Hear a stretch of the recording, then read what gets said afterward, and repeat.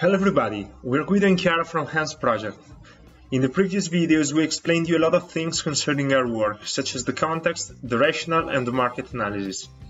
Today we are going to show you the technical side of the project, going deep into the FPGA implementation that is the core of our work. In the case study we are analyzing, we deal with the model of an oxygenator for extracorporeal circulation. The model is built as a linear system, so the solution can be achieved through a matrix inversion followed by a matrix multiplication. We struggle especially with the former, since it is the most intensive computation. The Moore-Penrose pseudo-inversion, a generalized method for the inversion of rectangular matrices, can suit our problem, so we analyze its main implementations. Among them, the most used are the Gravis algorithm, the SVD method and the QR method. Due to its accuracy and its reusability in different applications, we decided to implement the SVD method. However, this method has its drawbacks. Indeed, when the analyzed matrix is very large, the singular value decomposition becomes very time-consuming. Then, we explored the different algorithms for the SVD, thus finding out the QR algorithm and the Jacobi method. We decided to use the latter because of its accuracy and, above all, because of its parallelism, which definitely suits an FPGA-based implementation. In this algorithm, the matrix is split into couples of independent columns. For each couple, two coefficients are computed through element-by-element multiplications and additions. Then, these coefficients are used for the update of the columns. This procedure is repeated for approximately 8 sweeps so that the algorithm converges.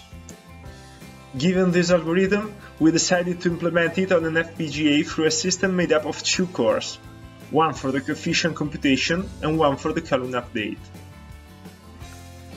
The coefficient computation core gets as input two columns and multiplies the element one by one. Then, the addition of the results is performed 2 by 2.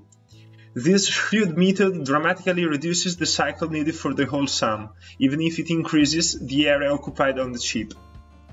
Moreover, directives such as data flow and pipeline are applied in Vivado HLS in order to achieve better performances. The second core performs the column update. The update is computed in streaming through element-by-element multiplications and additions based on the two coefficients C and S. A temporary variable must be used in order to avoid data overlapping.